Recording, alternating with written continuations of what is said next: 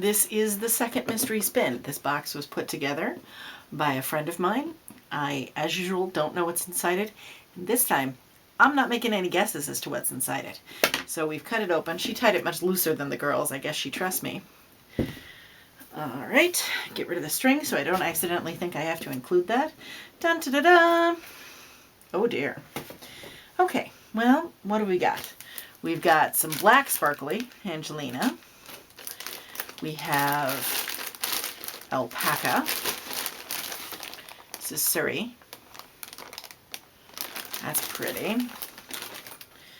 We have another alpaca. That's nice and soft. This is some Eastern Frisian, and I think that this is dyed with, I'm going to have to look at my notes. I dyed this myself, and it is a natural dye color on it. The base wool is a much more cream tone than that.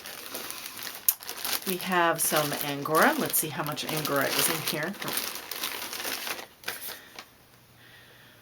It doesn't tell me what variety of Angora this is, but I still have the tag, so. Some pretty grays and whites in there.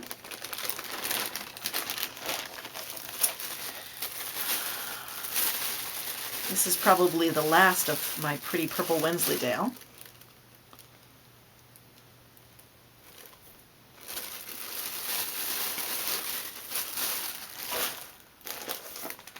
All of that rustling I'm doing with these plastic bags, I'm sorry for, but I wanted to keep better track of what was in the yarn this time.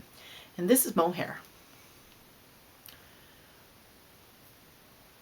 I think this is mohair from the sheep shed.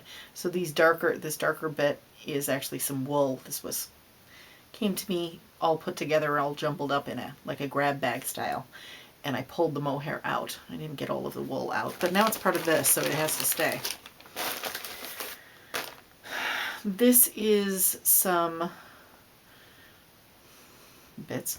This is some Lincoln long wool that has been combed out. That's more of that. We're going to throw those little tiny bits away. I'm not going to throw them away. All right, this is some dyed blue merino. We've got some green as well. A different shade of blue. A little bit of kind of a tealy green here. Some purple and a different teal that's clinging to it with a couple of little silver sparkles. And I think this is probably part of that. Okay, so that is what we have for this spin. Now remember, the rules are whatever was in the box I have to spin, not the plastic bags.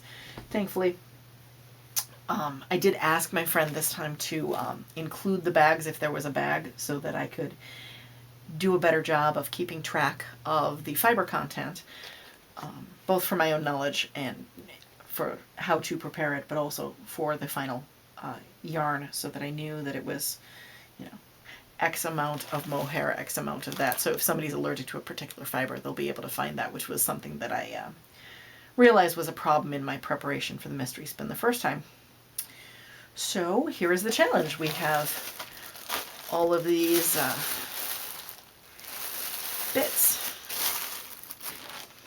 I think it's going to be pretty. I haven't decided yet how I'm going to do it, so I'm going to turn off the camera and think. Thank you.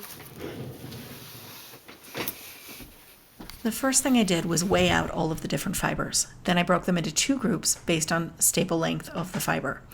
So our groups are Angora, both of the alpacas, the Eastern Frisian, and half of the black Angelina into one group, and the Lincoln Longwool, mohair, Wensleydale, and the colored merino bits, and the other half of the black Angelina into the other group. When I took the shorter fibers, I put them onto my drum carder, keeping each fiber separate from all of the others, looking to make a gradient from the white gray of the Angora to the darkness of the Surrey alpaca. I added the black Angelina in between two layers of the fiber, and then I pulled the fiber off of the carder into ponies, and you can still see the gradient there. The black Angelina shows up throughout the entire strand. Here's just some different angles for you. I then pre-drafted my Rolex out into these great big gigantic spirally circles that I thought looked really pretty. There we go. And spun from there, spinning each Rolag, or each puni rather, from the white of the Angora through the alpaca, through the Eastern Frisian, and then into the Surrey alpaca. So here is some shots of it on my wheel as I'm going.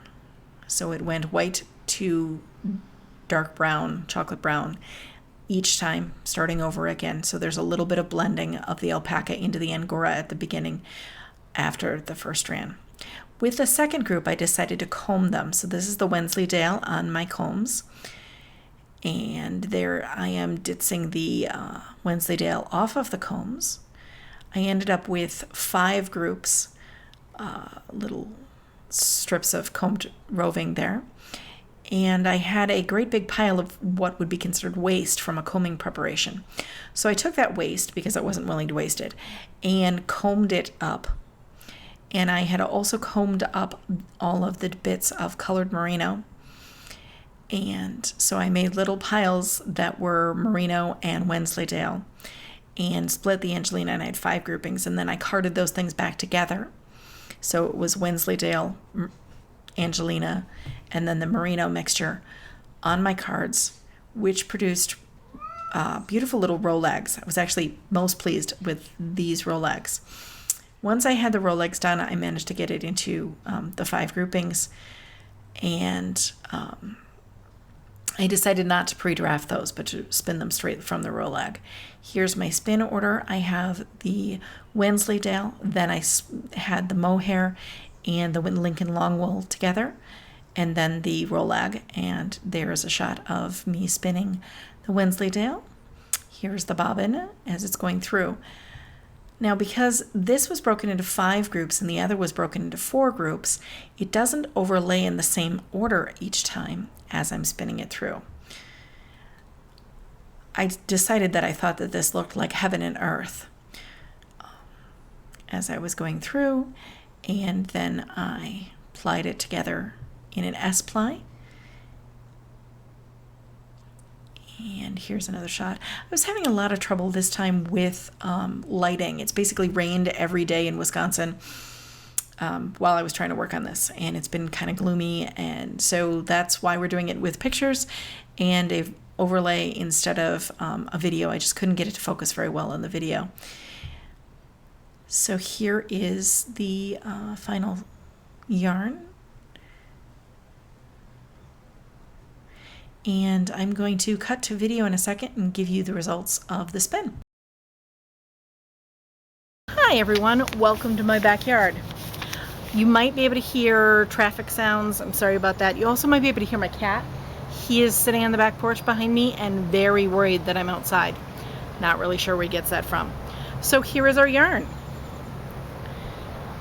I absolutely love this yarn. 100% amazed with how beautifully it turned out.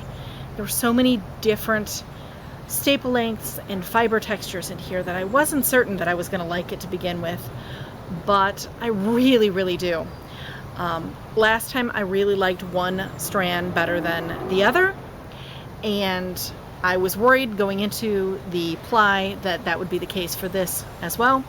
It is not. I actually, if anything, like it better now that I've plied it together, which is really surprising to me.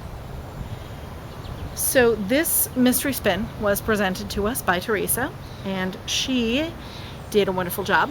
The next mystery spin box, which is not made up yet, will be, the challenge will be set by my mother. She is very much looking forward to doing terrible things to me. Something about revenge, I'm not really sure. So back to the skein. This is 4.15 ounces, and it worked out to be 326 yards. The wraps per inch is 16, motorcycle. The wraps per inch is 16, which makes it a sport weight yarn. I mentioned briefly in the picture walkthrough that one of the reasons I was doing the picture walkthrough was because it hadn't been very pleasant here for photography. Everything was dark and gloomy with rain literally every day. Hopefully we're getting past that, because I really need to work in my garden. But one of the things that I thought of while working on this was that the one strand was so earthy. The Angora and the alpaca and the Eastern Frisian all combined to make this very earthy kind of strand. And the other strand was light blue and light purple and shimmering white. And so I was thinking heaven. And so heaven and earth, which is the colorway name for the skein. And I have a Shakespeare quote for you, because that's kind of seems to be my thing right now. And this comes from A Midsummer Night's Dream, Act 1, Scene 1. Or if there were a sympathy in choice, war, death, or sickness did lay siege to it, making it momentary as a sound, swift as a shadow, short as any dream, brief as the lightning in the collided sky, that in a spleen unfolds both heaven and earth, and ere man hath power to say, behold, the jaws of darkness do devour it up. So quick, bright things come to confusion. I'm hoping that Shakespeare's wrong, and that when this is worked up, whether it be by me or by someone who purchases it from me, it doesn't come so swiftly to confusion. I am, like I said, really, really pleased with how this turned out. So I'm looking forward to the next one. The next video will be a more chatty catch-up style video, and I look forward to talking to you then. Bye.